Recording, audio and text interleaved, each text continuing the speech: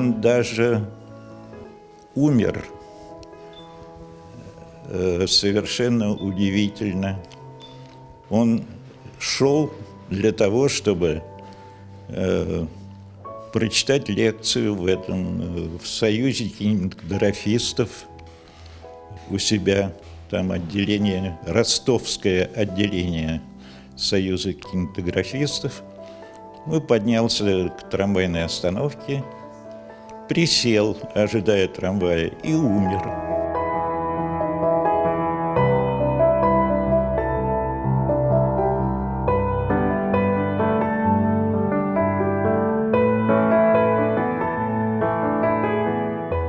Потому что он работает с людьми.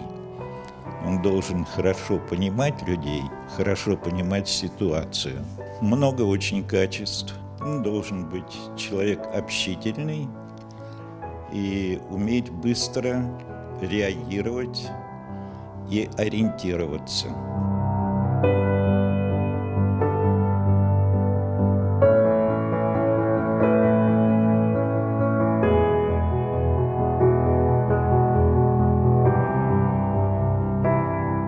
На протяжении многих лет музей собирает материал об участниках именно Великой Отечественной войны из представителей крымских татар.